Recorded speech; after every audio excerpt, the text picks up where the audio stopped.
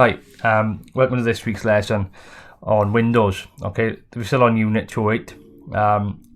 We've already done partitions in college. Now we've looked at frames and linings and stairs the last few weeks. So this is the last part of this unit, which is windows. Not a large part of the unit, and because we've done a lot of work on frames and linings, it's pretty much self-explanatory. And I know we've all fitted the windows in practical in the college, so you know a lot of this already. But I will go through at the end of this presentation what you need to revise, because next week we have an open book test which will act as our end of unit test then. Okay. So without further ado, windows. Okay. Generally a window, if it's an opening, the purpose of a window is to allow light in. Okay. Right, that's the purpose of a window, but it keeps air out. Okay, the only reason to let air through a window is if you open a window, and that's when you're safe. Okay, so if you fit the window, it needs to be airtight. So what usually happens is you fit it in place, you fit it plumb and level. Okay, you'd screw and plug however many screws and plugs you need depending on the size of the window. Okay, park it so it's nice and tight, there's no movement there. Okay, and then you expand foam around the outside of the window. And when that goes off, you check then, and any makeup piece of plastic, or depending on what you're using, you silicone to stop any air coming through at all. Okay. Again, the window's purpose is to let light into the house. Okay. Yes, you can open the window to let air in, but the main purpose is light. Okay, and it's the owner's discretion whether he wants air in or not. Okay. But you fit the window, you fit it level, plumb, and it's sealed all the way around. Okay. So. Windows are generally designed to allow natural daylight and air into a room. Okay, the four most common designs are traditional casement window, a stormproof window, a box frame sliding sash window known as a sash window, okay, and a bay window. They are the four different types, or the most common types of designs of windows. Okay, traditional casement and stormproof are very similar, and when you see the images now you probably think they look the same, but there's a slight difference. Okay, so casement window, okay, is as the name suggests, it's a frame with two casements inside. Okay, with a casement you can actually see a gap around the window as if you would an internal door. Okay, so that is a casement window. It fits inside the casement, and you've got a gap for the window to actually open. Okay, again, usually these days double glazed. Okay, even triple glazed. Okay, depending on the quality of the window. Okay, double glazing. This is the main point of double glazing. I mean, we go a lot more into glazing during the maintenance unit, but the air gap between the two panes of glass, that stops a lot of cold air coming in and a lot of heat getting out. Okay, so it's filled with gas as well, actually, so that adds to it as well. Okay, so that's a casement window. It's a frame with a casement inside, but the way to point it out is there's actually a gap around the casement and between the casement and the frame, where you can actually see how the casement opens and closes. Okay, that'll be a lot clearer now when I show you the stormproof window. Okay, so stormproof window is like a casement, but if you look around the outside of the window, you can't see the gap between the frame and the window. Okay, you cannot see it because the window, if this is the front of a window, okay, it's actually got a rebate. Okay, so it fits inside the frame. Okay, so the window looks like that. Okay, it's inside the frame, so it's stormproof. So it stops any wind getting into the house or through the gap or through the casement, like so.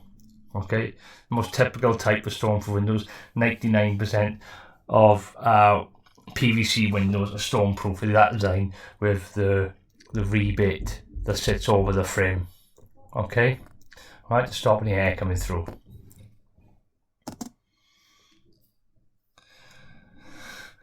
Box frame sash windows or sash windows Okay, these are the windows you see in older houses in London, typical London type of style, where the casement opens up. Okay, and there's actually a pulley system inside with weights. Okay, so when the window goes up, okay, it stays where it needs to be. Okay, you're not going to come across these very often where we are. Okay, and I've been working on site for years and years now, nearly 20 years, and I've only changed 2 weights, okay, 2 sash codes, okay, in that time. Very rare you come across in our area. However, it is when you come back to college, we will have a lesson on fitting and changing the weights of a sash window. Although you're not going to come across it much, it's worth knowing. And it's one of those things, it's one of those jobs on site, if you come across it, you're going to have to do the research before. Okay. Bay windows. Okay. The purpose of the bay window, the main purpose of bay window is, okay, so you've got a cant size bay window. Okay. The purpose is you can see out the front of the house, but you can also see down the street. Okay, so you can see that direction, you see that direction, so you can see the light coming through all directions. That's the purpose of the bay window. It allows the light in from all sides. Okay, now there's different types of bay windows. Okay, which we'll go through in a little bit. Okay, these are on the questions in the lesson. I'm going to ask you to list different parts of a sash window. Okay, right, and this is actually the list. Okay, so we've got the top rail, and I only want the bits highlighted, bold. Okay, so we don't need to write out the full thing, just the parts, so you know. Okay, so you've got the top rail. Okay, there's one. Right, you've got a box frame. You see the frame is actually box. It looks like a window, but inside it's actually hollow, so the actual weight and the pulley system can fit in between. Okay. You've got a sash code, you've got a weight packet, you've got a parting bead, your staff bead, the meeting bars, the style, the apron. Okay. 10 you've got the box hill, 11 you've got the bottom rail, 12 you've got the weight, 13 the wagtail, 14 the timber linings. Okay. 15 the pulley wheel, 16 the glazing bar, and 17 the soft lining. Okay, they are all the parts of a sash window. The reason why we write these down, okay, although we're not going to come across these much, it's just so you know the makeup of a window, a sash window. It's not like a typical window you're going to see on site, PVC or timber.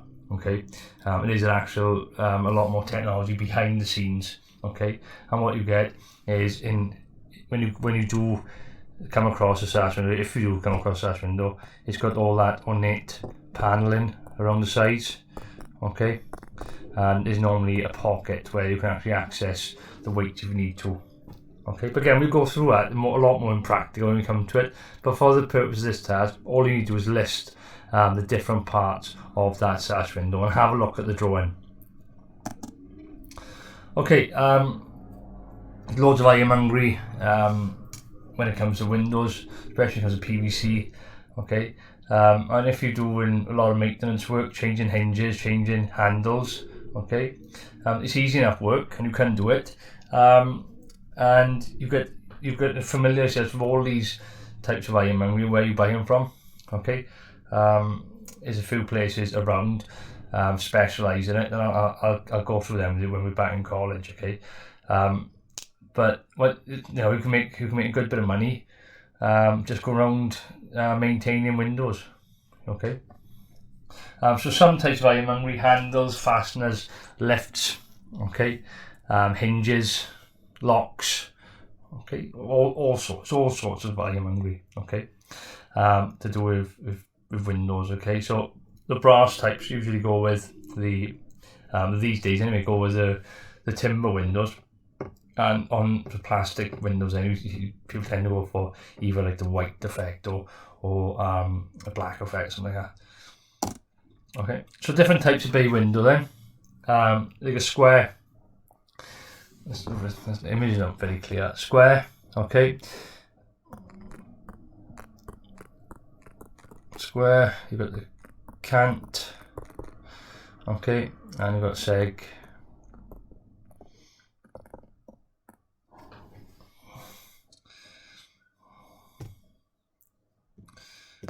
Okay, sorry. Segmental. Okay. So yeah, so on a window, the right is not very clear. Okay, so but it's basically a square bay window. Okay, you've got a cant bay window, which is like a 22.5 degree angle normally. Okay, could be a number of these, could be 3 or 4 sections. Okay, and you've got segmental.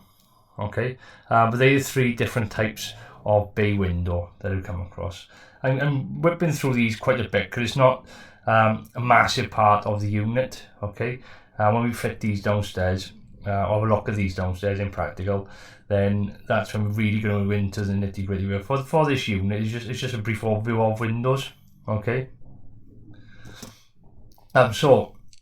For this task, okay, because this is the end of the year, I don't want to spend give you loads and loads of questions. Okay. Just things I think will be relevant and things for you to know moving forward. Okay, and a big part of the task is number 6, which I'll go through now. Okay, so task this week, again, I want them in by Thursday. Okay, so I can send our engagement register off to the Welsh Assembly government. Okay, so task, again, email them to me, right? So to me by Thursday, what's it today? 14th, Thursday 14th.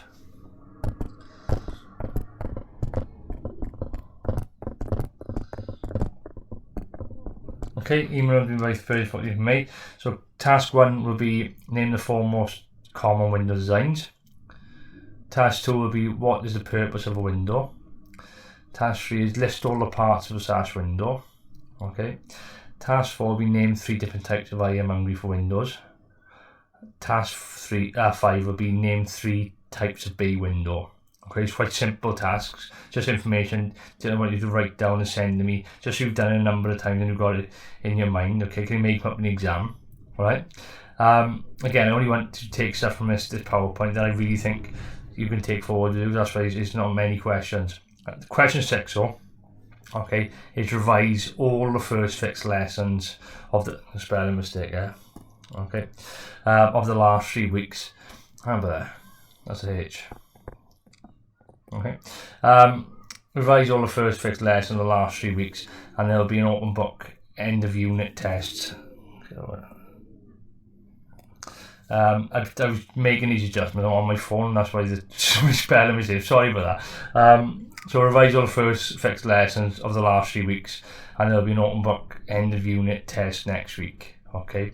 So what do you need to revise? Stairs, fitting of stairs, which you've done. Frames and linings, windows, timber technology. Remember last year we looked at timber technology, defects of timber, seasoning defects, natural defects. Okay, different types of timber, conversion techniques, all that sort of stuff. Some of that may come up. Okay, again, all the stuff is on Moodle or online. All right, and it's an open book test. Therefore, I will send you the questions next week, and you can use this open book test. You can use the internet and Moodle to answer the questions. So it's not as if you're testing on your knowledge on the spot. Okay, so it's a revision type of test. Okay. But that'll be next week. So the revision this week, all the stuff we've done over the last couple of weeks, and this could very well, I can't say for certain, we're still waiting on some confirmation, but it could very well be what we use to say you've passed this unit. Okay, so it's really important that you send this information to me, especially the test next week. Okay, and I'll have that back to me by Thursday, the 14th of May. Okay, so any issues, again, email me. I am at my phone most of the time, so I do get the emails through. I may take a few hours to get back, but I normally will get back to you. Okay, so any issues, let me know. More and more people are sending me work back now, and I've got our learning coaches from Learner Services actually chasing people up now who can't get hold of me. And I know it's difficult, but just try your best to get some information into me. on a weekly basis, please. Okay, so apart from that, stay safe and speak soon. Okay, thanks. Bye.